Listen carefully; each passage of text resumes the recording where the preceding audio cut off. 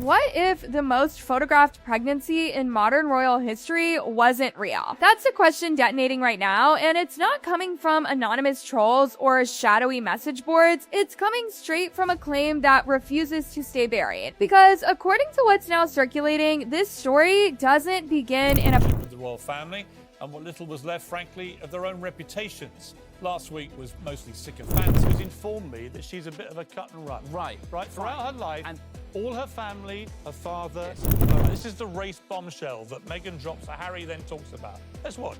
It's odd, though, because you were comfortable about sharing palace. And it doesn't end in a hospital. It begins somewhere far stranger, somewhere nobody ever thought to look, and once you hear where, there's no unhearing it. This isn't framed as casual chatter or tabloid noise. This is a trail, a very specific one. And the moment you follow it, the entire timeline, people accepted without question, starts to wobble. The pregnancy the world watched, the bump that was photographed, cradled, celebrated. The fairy tale narrative millions emotionally invested in. Suddenly, there's a whisper cutting through it. What if it wasn't what it looked like? Because the location at the center of this isn't a medical facility. It's not a private clinic. It's not even a discreet specialist known only to elites. It's something else entirely. A place built not for childbirth, but self-serving snooze fest, said another pundit. Well, that was me, actually.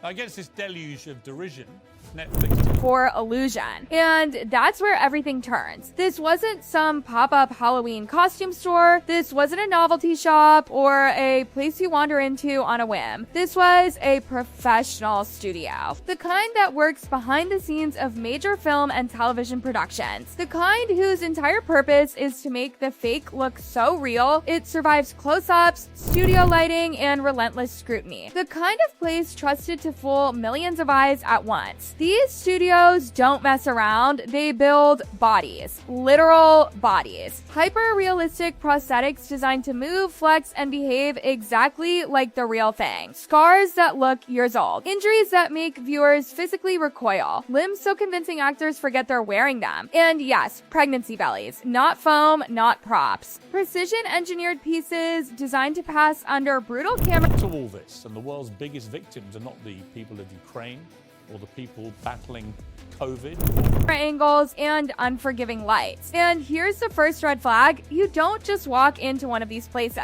Their client list isn't random. It's studios, production companies, directors with massive budgets and zero tolerance for mistakes. When these shops get contacted, it's usually tied to a project, a film, a show, a role. There's paperwork, context, a paper trail that makes sense. Which is why, according to the claim, this next part stopped the shop owner cold. Because the inquiry didn't come from Hollywood, it didn't come from a set, it didn't come from a production company, it allegedly came from someone connected directly to Meghan Markle. And that's not something you forget. In that world, when a name like that lands in your inbox, it sticks. Especially when That's why I wanted to get you on the program today. It was my suggestion to have you on to talk about this. But right? and thank you so much. request isn't casual, not exploratory, not vague. According to the shop owner, this wasn't someone asking if something could be done. It was someone explaining exactly what they needed. And what they needed was specific, uncomfortably specific. Measurements were included, not ballpark estimates, not clothing sizes, detailed numbers, the kind used when something has to fit one body perfectly. Instructions that implied familiarity with how these prosthetics are worn, secured. Don't take my word for it.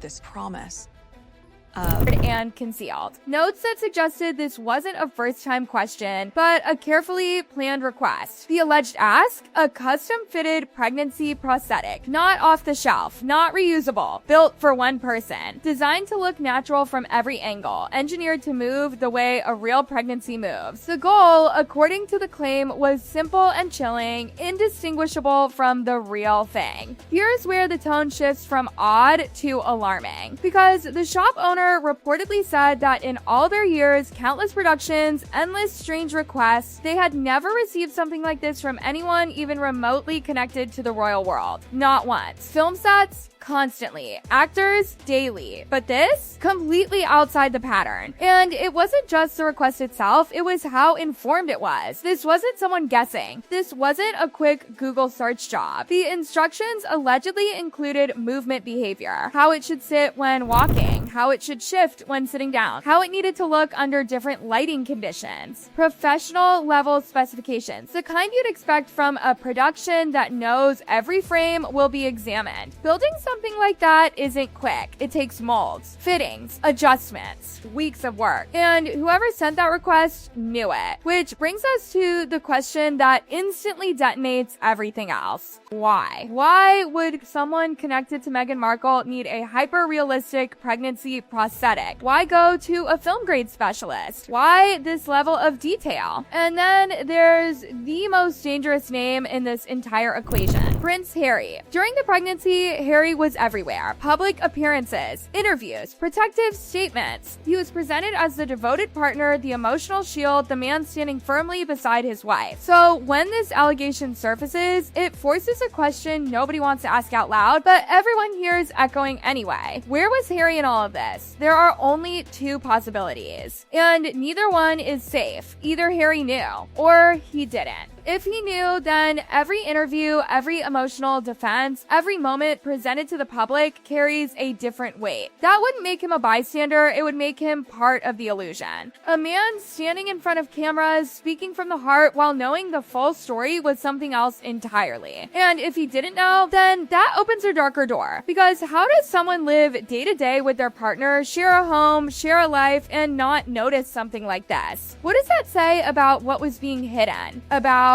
decisions made privately, about trust? Either way, something fractures. Because the image the world was sold, the united couple, fighting everything together, suddenly doesn't sit as comfortably as it once did. And this is where the story stops being about a single allegation and starts becoming about consequences. Because when Meghan and Harry stepped away from royal life, they didn't take institutions with them. They didn't take palaces or centuries of protection. They took one thing, their story. And everything that followed, the deals, the documentaries, the interviews, was built on one promise: authenticity. So if even one pillar of that story collapses, everything above it starts to shake. Once that first crack appears, it doesn't stay small. It spreads quietly, invisibly. And before anyone realizes what's happening, the entire picture starts to look different. Because if the belly wasn't real, if there really was a prosthetic involved, the mind doesn't stop there. It never does. It moves forward, dragging every other detail with it. One question pulls another, and then another, until suddenly the unthinkable starts sounding disturbingly logical. If Meghan wasn't physically pregnant in the way the world believed, then someone else had to be. That's where the word nobody wants to say out loud enters the conversation: surrogacy. Now, let's be clear, surrogacy itself isn't scandalous. It's legal. It's common. People choose it for medical, personal, and deeply valid reasons every single day. But the problem isn't the possibility of surrogacy. The problem is the silence around it. Because everything Meghan and Harry built their post-royal identity on revolved around transparency, speaking openly, telling the truth others were supposedly too afraid to say, pulling back the curtain on mental health struggles, emotional pain, isolation, and vulnerability. So if surrogacy was part of their journey, why hide it? Why stage public appearances? Why the carefully timed photos? Why the hand on belly moments captured again and again from perfect angles? Why lean into a traditional pregnancy narrative at all? If privacy was the goal, stepping away from the spotlight entirely would have achieved that instantly. Others in their former world have done exactly that. But instead, the opposite happened. The pregnancy was front and center, framed, photographed, repeated, which leads to a darker darker possibility that it wasn't about privacy at all. It was about presentation,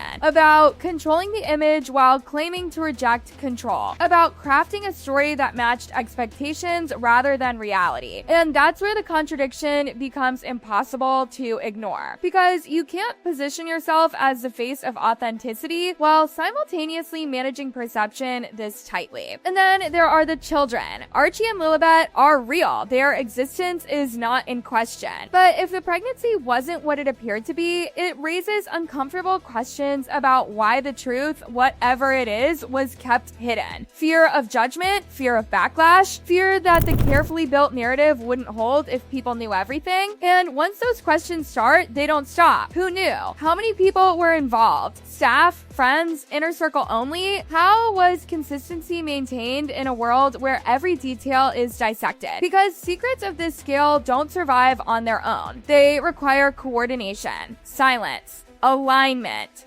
And if that's the case, then the image of effortless honesty starts looking more like meticulous management, which brings us back to the foundation of everything Meghan and Harry created after leaving royal life. They didn't have titles anymore. They didn't have institutional protection. They didn't have the monarchy absorbing controversy for them. What they had was credibility. Netflix didn't invest because of crowns. Spotify didn't sign them because of bloodlines. Publishers didn't line up because of tradition. They invested because people believed the story was real. The pain, the struggle, the escape, the emotional journey. Audiences trusted it, connected with it, defended it, and that trust became currency. Deals followed. Opportunities multiplied. Their entire brand rested on being genuine in a world people felt was fake, which is why this allegation lands like a seismic charge. Because if one deeply personal chapter is questioned, especially one that audiences emotionally bonded with, everything else gets re-examined. Interviews get replayed, documentaries get rewatched, statements once taken at face value start sounding rehearsed. Not false necessarily, but curated. And that's the danger zone. Because doubt doesn't need proof to do damage, it only needs possibility. People aren't outraged, they're hesitant. And hesitation is far more corrosive than anger. It sits quietly, it lingers, it changes how future stories are received. Once trust becomes conditional, it never fully recovers. Photos once seen as tender now invite scrutiny. Moments once praised now invite pause. Words once believed now feel measured. Not fake, not exposed, just uncertain. And uncertainty is fatal to a brand built on truth. What makes this even more volatile is that the claim itself hasn't disappeared. The shop owner's story still exists. The possibility of documentation still hangs in the air. Messages, records, payments, proof that could turn speculation into confirmation overnight. And if that happens, if anything concrete ever surfaces, this stops being a controversy and becomes a reckoning. Media outlets would have to revisit coverage, defenders would have to reassess, supporters would have to process feeling misled. Hollywood would quietly recalibrate, because in that industry, reputation isn't just everything, it's fragile. And once shaken, contracts get reconsidered, projects get paused, doors close softly but permanently. Even if nothing new ever emerges, something has already changed. The door is open now. The questions exist. The hesitation lingers. The story no longer sits where it once did. And that's the part nobody can undo. This isn't about hate, it never was. It's about the uncomfortable space between belief and doubt. The realization that what looked solid might have been carefully staged.